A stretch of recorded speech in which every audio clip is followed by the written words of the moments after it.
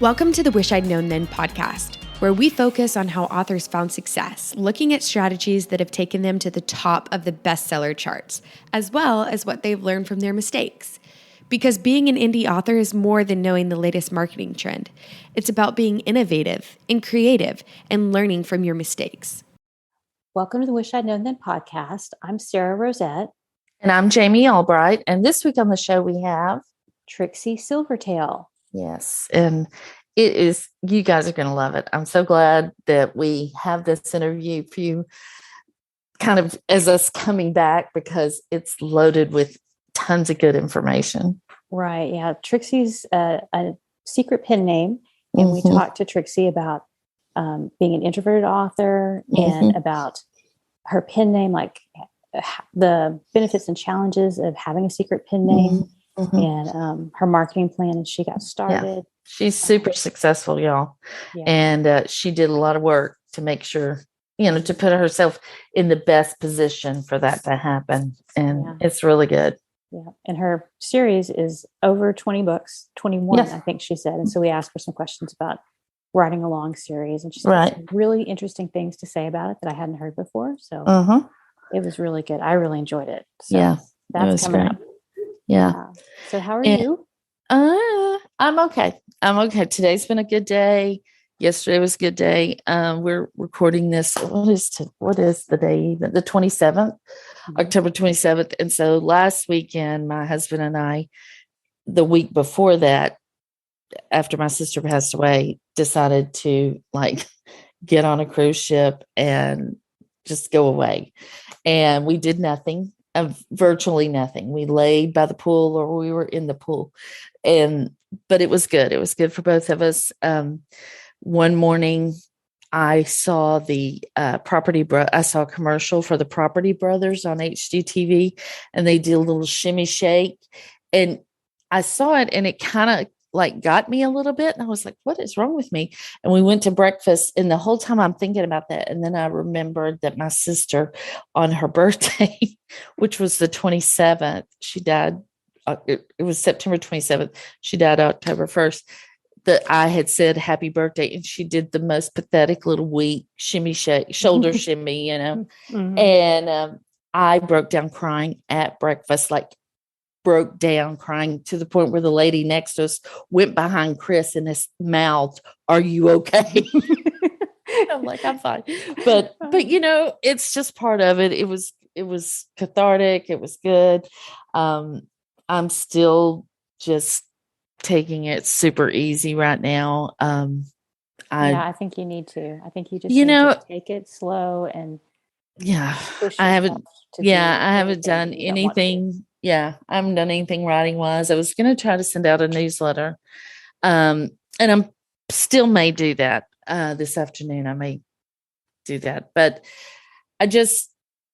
it's just a lot, I mean, writing the newsletter doesn't seem like a lot, but sending it out and having response. I mean, it's just because if you mention that, you'll have, I love it. Emotional. Yes. A lot of emotion. Yeah. Coming back, right? Yeah. But I will say that I am listening to Renee Rose's book, Right to Riches, which is great. I mean, it's very woo-woo, and I love that, and I actually, Sara doesn't even know this, but I have asked Renee to be on the podcast because it just has a lot of good information, even if you're not woo, just about mindset. And, when you're going through stuff that you can't control, I mean, so much of this we can't control, and what you do with that, it's just really good. And I guess on that note, I will finish. And I'm not going to continue to go on and on about my sister, but I will say this, that when my sister was diagnosed with cancer 10 and a half years ago, she looked it in the face and she said, "Do your worst. I'm going to live my life." And she did that.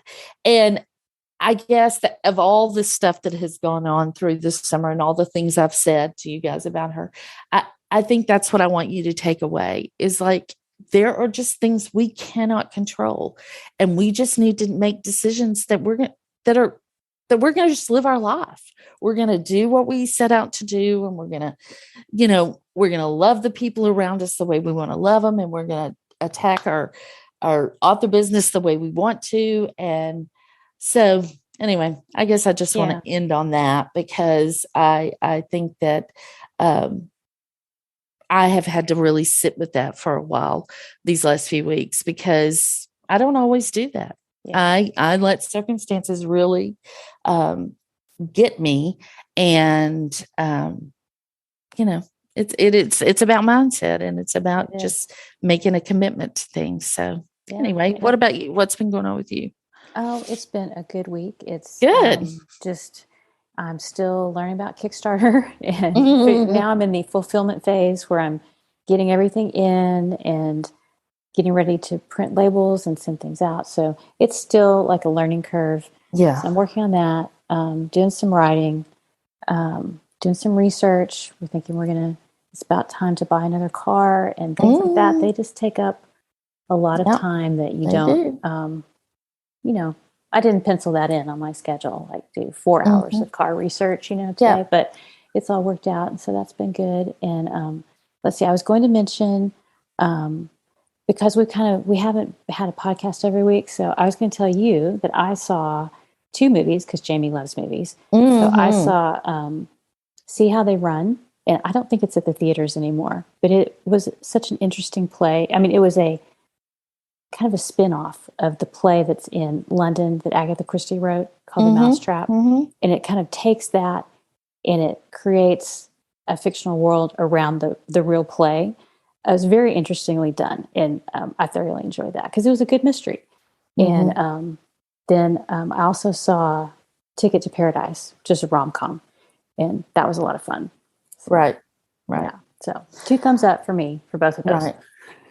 Well, I saw Ticket to Paradise, and it was hilarious. I thought I just laughed. I thought it was sweet. I mean, watching the beats happen, it was really good, and I liked how they did it, because it was a love story, but not between the 2 people that ended up getting married and everything. It was just really interesting, and it was something that hasn't been really done before. And I think the same thing with the See How They Run, even though it was derivative from the play. It was a new story. It wasn't just a remake of the play. And I think those are the things I'm most interested in, because I see there's a lot of remakes right now of like everything. And I'm like, oh, I don't want to go see, the remake of whatever. I want something new and different. So I think that has an appeal. Right. I have watched a lot of TV, and you talked about Shetland before, and I just finished it. It's so good. Yes, it's very well done, isn't it? Yeah, it's really well done, and I love that it's in Scotland, and it's just beautiful. And I've just done that. But we should probably get on to the podcast. So today we have Trixie Silvertale with us today. Hi, Trixie. How are you? Hi, I'm doing all right. I love your name. It's such a fun probably name, one of the best we've had on the podcast. I'm just going to tell you right now. We're so glad you're here. Thank you. Let me read your bio, and then we'll jump into the questions and kind of get into Trixie. Trixie Silvertale, tongue twister. So this will be edited. I'm going to pause for a minute so that they'll know, so our editor will know to pick it up. Trixie Silvertale grew up reading an endless supply of Lillian Jackson Braun, Hardy Boys, and Nancy Drew novels. She loves amateur sleuths and cozy mysteries and obsesses about all things paranormal. Those 2 passions unite in her Mitzi Moon mysteries. Well, okay, now Mitzi Moon, I don't know. That might be the second best That's name. even better, huh? Yeah, it's pretty good. And we can add to the bio USA Today bestselling author. Oh, yay. So that's awesome. Congratulations. Yeah. Thank you. I was very happy to do that. Yeah. Well, tell us how you got into writing, Trixie. Well, I am about as introverted as they come. So expressing myself through writing has always been kind of my number one thing. I'm not very people-y. And so I always find it easier for me to make my point with written word than with speaking. So I was kind of always writing, always, had notebooks filled and filled and filled with stories in my head when I was younger.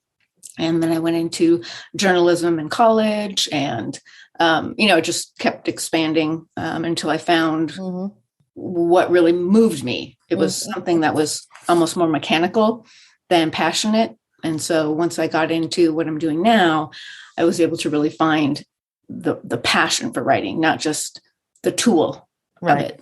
Right.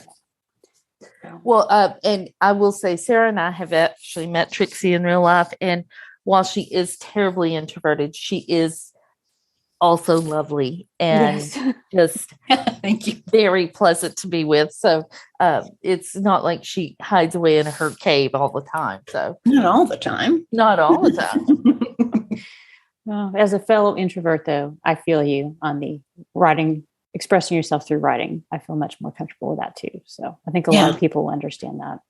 Yeah, I think so. Yeah. Well, how long did it take you to write your first Trixie book? So when I launched this new series, the Mitzi Moon Mysteries, I wrote the first 3 before I launched book 1. Okay. So I kind of took about 8 months, I think it was, to write those 3 and get them through my whole process of editing and proofing and cover, all of that. Mm-hmm. And then when I released them starting in October of 2019, I did, October, November, December. And really for, about the first year and a half, I was releasing every month. And that was becoming burdensome.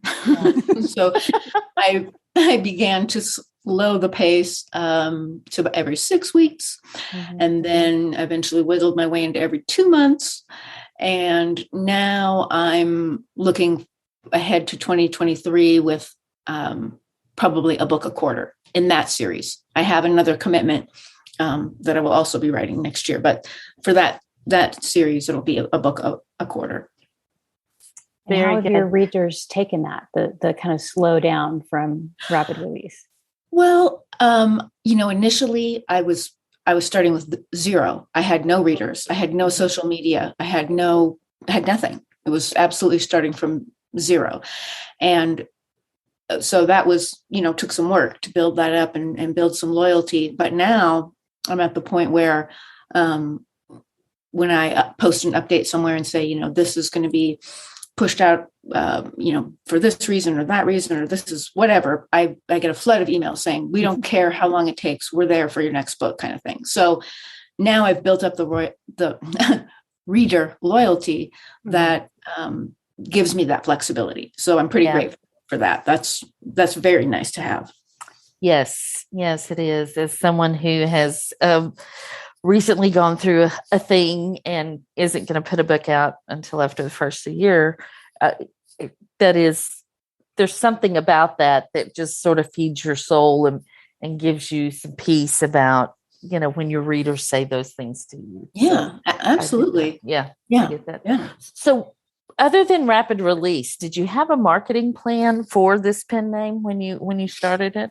Yeah, absolutely. So one of the things I did was I did a ton of research before I started in the genre, in other genres, around it, because I write paranormal cozy, and there's also cozy, there's historical cozy. I was looking into all of those, looking into what really interested me and where that would fit in that spectrum.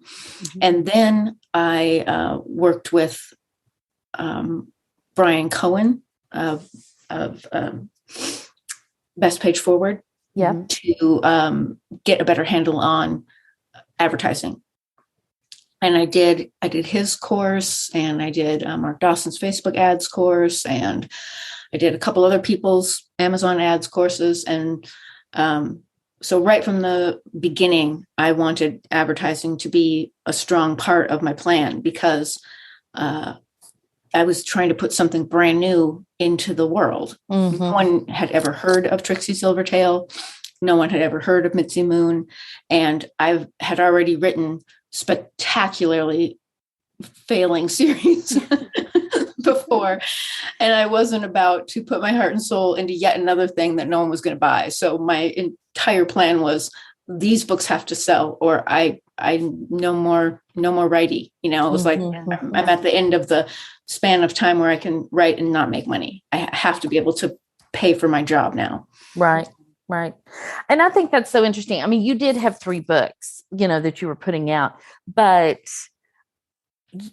I was the same way at the beginning, and I had 1 book, but I needed to make money. And it's hard to make money when you're not advertising in some way. You don't have to go all out, but I understand where people come from when they say don't start advertising until you have 3 books or whatever. But for me, that wasn't part of my plan. So I think there are 2 ways to look at it, and I totally understand your mindset at the time. Yeah, I think it's very interesting that you mentioned like research and advertising as your marketing combo. Because I don't think we've had anybody talk about it that way, that you really researched the market and you knew what you wanted to write and where it would fit. And then you combine that with advertising. That's pretty powerful. Yeah. Well, I used to be very negative on the whole right to market idea, because honestly, I didn't fully understand it. And that was part of my hesitancy. But the idea of writing to market, it sounds a little manipulative. And I never liked that. But once I actually read several books and explored the concept, it made so much sense to me, because you want to write books that people want to read, and you want to find those groups of people that want to read what you want to write. So it's not necessarily writing something that you don't care about because you have to, because you just want to sell it to a bunch of rubes. It's because you want to provide the best reading experience for this group of people that is hungry for a certain genre. And once I put those pieces together and really this character of Mitzi Moon came to life in my head, I just saw it was such a perfect match. And I've written 21 books in the series now. Wow. Every one I write outsells the one before. So for a series of that long running, to me, I couldn't have hoped for anything better. Right. Yeah. And this started in 2019. Is that what you said? Yeah. October 2019. Yeah. Great. October. Perfect time to release Paranormal. Yeah. Right. Woman did her research. Yeah, exactly. Exactly. I just think that's so phenomenal. I love that. I love that explanation of writing, what you're talking about, writing to market. 'Cause you're right. It does get kind of a bum rap sometimes, but it really is just about matching what you're writing with the right readers. And if you can get your book in front of the right readers, you can have success. So that's right. Yeah. That's great. Yeah. Sasha Black calls it writing to reader, which I was like, I like that. Yes. I like that. Yeah, I like that too. Yeah. So you kind of already answered this question, but I don't know if you have anything else to add to this. What do you wish what do you know now that you didn't know when you started writing Trixie? It sounds like you kind of figured out the research and marketing. Is there anything else? Well, I think I would take it back further. What I know now that I didn't know when I wrote my first series is that if you publish a book on Amazon, it doesn't automatically sell itself. So yeah. Although we all wish it did. That was quite a revelation, I can assure you, because I wrote the best book that had ever been written in history, and no one bought it, and I didn't know why. So that was the beginning of my journey of failing upward, really. Right. Yeah. I know. I remember the first book I put out before Jami Albright. I wrote it with someone else and we put it out. And I mean, I just remember sitting on the sofa, like clapping my hands going, okay, he's going to buy it. And so few people did. It was a tad bit disappointing. So. Yeah, just a little. Where did you find like your editor and your cover designer? Was that all part of the research that you did beforehand? Or did you look to other authors in that genre and Well, they were using?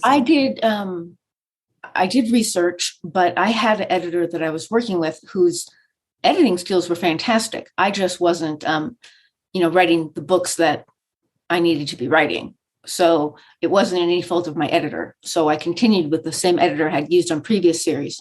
I've always, when I work well with someone, I prefer that relationship versus just, trying something new for the heck of it. Mm-hmm. And kind of the same with cover. I continued with the same designer, but I did get a lot of feedback from people like Noah Nelson, Aaron Johnson, people like that were willing to, reach a hand down and say, hey, that cover isn't quite right. You need this, you need that, try this, maybe change this color.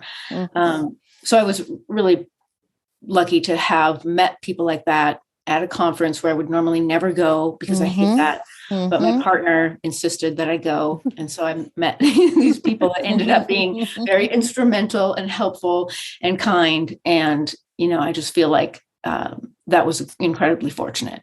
Yeah. Yeah.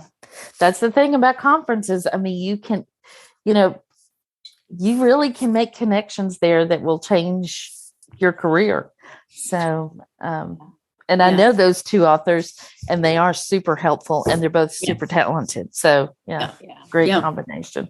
Yeah. And it's like conferences can be challenging. Like we talked about being an introvert, but even though it's hard sometimes to go to them, I think it's always been worth it for me to go and kind of get out of my comfort zone.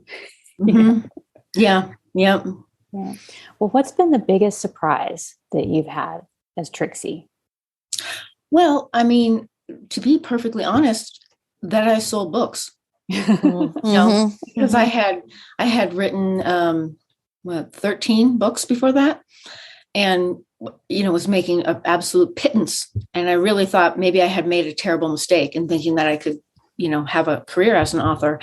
Yeah. But when those first big numbers started rolling in, I launched in October of 2019. By 2021, I was making six figures off of that series alone. I didn't believe it. I didn't believe it until I got my, tax, my 1099 in the mail, and it said the number. And I'm like, I still didn't really believe it. But once I had to pay the taxes, then I believed it. Yes, right. That brings you back to reality pretty quickly. Yeah, that brings you back to reality real quick. Yeah. Wow. Well, that's great though. Right. And I think that answers this next question, which is what's the hardest thing and what's been the best thing? I think I know the best thing. The hardest thing is persevering in the face of failure, because there's so many moving parts, and I didn't have some trad pub experience or whatever. I was like literally figuring every step of it out along the way myself, and obviously failed, multiple times. But the best part is having readers read my books, because that is why I write. Yes, I'm happy to pay my bills. I'm not going to pretend like money doesn't matter. Money does matter. But what makes me feel really good inside is getting positive feedback from readers, whether it's through a review or an email or whatever. That is what makes the difference to me. It's not just the money that has limited fulfillment. It's like, yes, you have to pay your bills, but having people just fall in love with the character and tell me stories about how this got them through, their recovery after surgery, or this was this, or they loved so much they gave it to their stepmom and now they have something to talk about, or, whatever the story, it just makes you feel good that you were able to impact someone like that. Right. And that's a perfect example of you writing a story that got in front of the right readers. And then that what's the word? Is it serendipity? I don't know. I don't think it's, but anyway, just how that kind of flows, and it flows to them and then back to you. And then gives you energy to write more, which flows to them. And then, I love that. It's not serendipity, it's something else, but someone else will just let us know. Put it in the I'm a comments. writer. I know all kinds of words. But we love our thesaurus, so that's what that's for. That's what that's for. Yep. Yeah. Well, so you've talked a little bit about this, but have you, like, when you started writing Trixie, were there any other mindset changes you had to make to kind of get in the right mind? I can't say it. Right mind frame. Well, I kind of felt like it was my last chance, and so I really pushed myself to switch into business mode. And I wrote 6 days a week, every single day, without fail. I had a word count tracker, and I would fill that thing in, and I would just not give myself any, room for excuses. And I really wanted to just put the effort in, and because I felt like this is it. If this doesn't work, then it's never going to work, and then I am going to be done. So this is it. We go, come hell or high water, we write our words. Yeah. That's awesome. And then, so the secret pen name, which is Trixie Silvertale, what challenges have you had with that? Like, have you had challenges connecting with other authors in your genre, or has it been a pretty smooth transition? It's been really smooth because I'm 100% committed to it. So when I have to do an in-person thing or a video call or whatever, I'm in character. I am Trixie. Oh, I forgot that. Yes. Yeah. You Tell are. us about that. How do you do that? Well, I have wardrobe, I have wigs, just makeup, glasses, the whole. I am her. Yeah. So you We're not can do like actually a live Zoom call or something interactive and be on screen, but you're in your Trixie look, right? Yep. Yeah. I had forgotten you said that at that conference we were at. We are not, due to internet issues we're not seeing each other on this call. So I had forgotten that, but yes, I think that's such a fantastic idea too, because especially with the genre you write, I just think that really adds something to the Trixie persona or solidifies it even with your readers. I love that. Yeah. Well, what have been the benefits of a secret pen name? I mean, because yours is truly secret. And I know some authors start out with a secret pen name and then they reveal it later, but yours is truly secret. So what are the benefits of that? Well, for me, Trixie is a lot nicer than me. And so it gives me the ability to feel more comfortable, I guess, in being a little more outgoing because I am that character. So there's a layer of protection between my hyper introverted self and the outside world. And so for me, that's been the best benefit because it allows me to participate in these things in a different way than I would. So, right. And I think that's so important. And I hope our listeners are hearing this. I mean, when Trixie says she's hyper introverted, she is not kidding. Like, she is very, very introverted. And so a lot of authors would say, well, I can't do that. I can't do that because I can't be in front of people. You know what I'm saying? They can't take it to another level because of that. And you have figured out a way to do that. And I think that's wonderful. And I think other people can do that. I mean, I know that Pippa Grant, who is not really introverted, but she for a year had a secret pen name and she wore a unicorn hat or head every time she went on. Yeah. Every time she went online. So there are things that can be done that readers will love. I mean, they love the whole thing. And so I know your readers love that too, but I just think that we all need to hear that. Think outside the box. Like, this is not just writing. It is a business. You have to get yourself and your books in front of people. How can you do that the best way? And sometimes that's stepping outside of your own personality and taking on another persona. So I think that's awesome. Yeah. Yeah, I agree.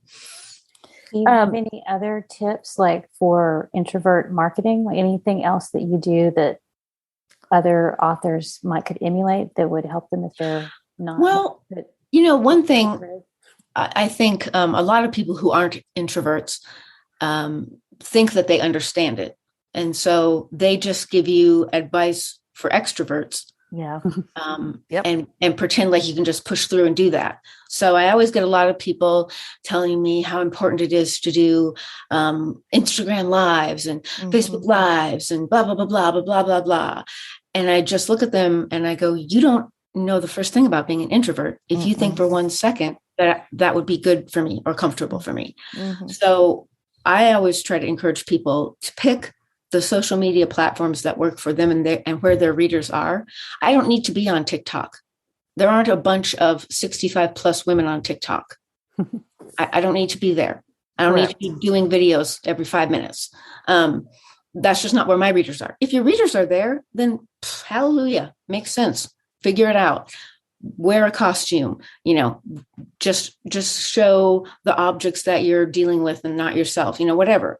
But for me personally, I really narrowed my focus and I only have Trixie is only on Facebook and Instagram and BookBub, and that's it. I love it. People want to know, well, when are you going to get on Twitter? Well, never. Absolutely never. I never will ever be on Twitter ever. So if you're there, that's great. But I won't. If you see me there, it means I've been kidnapped and someone call the authorities. Yeah, that's exactly right. So, it's about being honest with yourself about your own strengths and then just setting a boundary and not being afraid to leave it in place. Just because somebody stands up in front of a room full of people and tells them how great a certain thing is, it doesn't mean it's a great fit for you and your readers and your release schedule and your writing style. Correct. It's always good to have information, but you have to be willing to refuse it as easily as you accept it. It can't be like, some kind of people come to Jesus meeting where everybody just drinks the punch. The punch isn't for everybody. Yeah. It's not for everybody. So it's great to get information. It's great to do research. I highly recommend it, but be honest about who you are as a person and a writer before you start running off down a road that you're going to waste time and money on that could have been spent down a different road that would actually bring you a better result. Right. And get discouraged because you tried to do something that just does not fit for you. I think that's great. So we talked about this a little bit, but like networking with other authors, it's not terribly hard for you with a secret pen name. And then from what I understand, is that right? No, I actually managed 2 Halloween Cozy Mystery anthologies as Trixie Silvertale. And myself and Nova Nelson and Aaron Johnson were kind of the core team that put those together. But I managed all of that and the meetings and everything that we did. And we had online face-to-faces and all of that. So again, it was just about being committed to what was going to work for me. That's great. That's and then you've done collaboration with Nova and Aaron, haven't you? Yeah, we separately wrote a series called the Magical Renaissance Fair Mysteries. Oh, I love that. And then is that an ongoing thing, or did y'all just do a book each in that? We do a book each year at a different venue. So our we had a trilogy last year. We just had a trilogy this year in August, and we'll have another trilogy next year in August. Might be the last one, but yeah. Oh, I love that. I think that's great because that is how you can also find new readers and right. Yeah. So we each have our own different main character, but we share all those kind of secondary supporting characters. So there's a consistent thread that goes through the books, but each of our main characters gets to solve their own mystery. Okay, I love that. Yeah. I think the author collaboration, I'm seeing more and more of that, like in shared worlds, in not just like anthologies, but like, Yeah. themed anthologies, or I think it's very interesting. I think it's a good way to market and share readers with other authors, kind of bring other people into your world. Yeah, I agree. And it gives you an opportunity to learn from these people that you get to work with, because people have different sets of strengths and that, and so you really get to be exposed to other ideas or other ways of doing things, and I think it's a really nice give and take kind of process. I love that. I think that's great, and I think I've said I've loved that about 15 times during this interview, so I don't know, I'm a little rusty, but just everybody bear with us.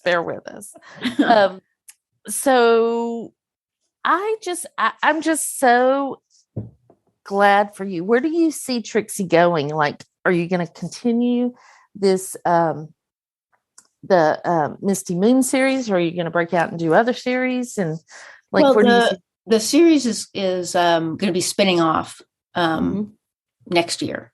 So the main characters will continue, but the storyline is going to shift a little bit. And for readers of the series, I'm sure they can predict how that's going to work, but I don't want to spoil it for anyone. So book 21 in the Mitzi Moon Mysteries comes out November 29th. And then the first book in the spinoff series will come out in the spring of 2023. That's great. Well, I think we have to ask, since, we haven't talked to a lot of people who have written 20 plus books in the same series. So do you have any tips for like writing a long series? Yes. And like to know that each one sells better than the last, that's really an accomplishment. So tell all your secrets if you don't. Okay, no problem. No problem. Hang on, let me grab a pen. Well, so I always have the next book up for pre-order when I launch a book, so that I can start. I can see those numbers immediately as far as how are pre-orders going. Are they keeping pace with what was happening before or not? And my theme for myself in this whole series has always been, when it stops selling, we stop writing. I'm not gonna write books that don't sell anymore. That's not who I am as an author now. So I would always just keep my eye on that and keep plugging away with my words and checking my pre-orders and writing the books. So it was just a way for me to keep tabs on the process as I move through it. But as far as keeping the stories interesting, I really I have a huge series Bible that I've accumulated in Scrivener, and I really make sure that I didn't repeat any themes. In other words, every book is a new and different mystery. There's not going to be 14 stabbings in the 21 books, whatever. Each one is going to be different. And I tried to also stay true to the fictional geography as far as the weather, in each book. So I really tried to make it feel like, even though you could read any one of them as a standalone, because there's enough backstory given, it's not enough to deter a reader who's reading through the whole series.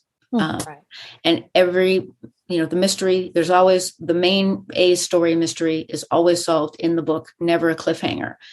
But there are also B and C and D storylines for some of the main characters that will weave their way through the series. So if you're a series reader, you get the reward of that Easter egg. But if you just grabbed a single book, you get the reward of solving that mystery. Yeah.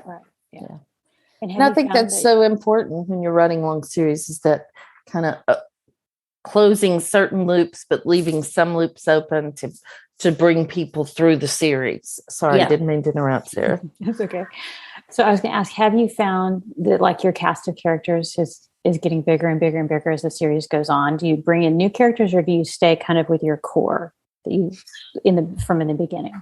Yeah. So I have my core characters that are, there, and they don't all play in every book. I have a background in film and television. So there's a saying where you have your 13 out of 13 characters, and you have your 13 out of 9 characters, and you have your 3 art characters, and you have your guest appearance characters. So a 13 out of 13 character means that for all 13 episodes of the season, that character is in every episode, and, so on down the line. So if someone's only in 9 out of 13, they're not in every book. If somebody's just doing a 3 arc, they're only in 3 episodes. So I kind of use that same mindset when I look at how I bring characters into the books. And sometimes a villain will be partially, subdued in one book, and various sundry people will pay for, quote unquote, the crime, but there's a loophole left where he could appear later. And so that adds a little bit of intrigue or something like that. But really, the main characters are pretty much in every book, and then different people are brought in, as needed for whatever crime is being committed. So that can come in the way of a community-wide celebration that we're bringing a bunch of tourists, or, whatever. It just depends. Right. And you are in KU, correct?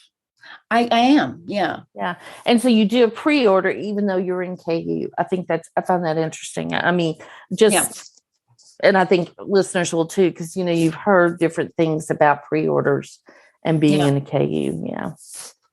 Yeah. No, I do a full price pre-order as well. I don't do a sale. That's great. I love that. And so how far in advance? So you're doing one a quarter. So it's up 3 months in advance. Yeah. Right now, this year I think I was more like every 2 months. Okay. So, yeah. Okay. Well, I think that's really interesting. I think people will be glad to hear this, because part of the thing with rapid releases, people get tired and it wears you down. And yeah, so it's too much. Yeah, it's too much. You were able to kind of slow down, and your readers were still okay with it. Yeah, it will probably be encouraging to a lot of people. Yeah. It was for me. Yeah. Well, Trixie, tell us what you think the best thing you've done to set yourself up for success has been. Well, honestly, it comes from my film and television days, and people always wanting to be, the next great film director. There's no success in creativity without functionality. So you have to be a functional creative. You can't just sit around and dream every day. You have to actually put words on paper, and then you have to send those words to an editor, and then you have to put those words in a book, and then you have to publish that. But you can't just sit around and dream. Nothing will ever happen. That's not how great books are written. It's not how great movies are made. You have to actually do something. I love it. I think, it is a very good note to end on. Yeah. So tell people where they can find you and your books and all that good stuff.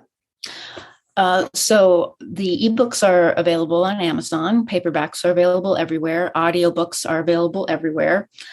And I am on Instagram and Facebook, Trixie Silvertale, and BookBub. And that is all. And I have a website, trixiesilvertale.com.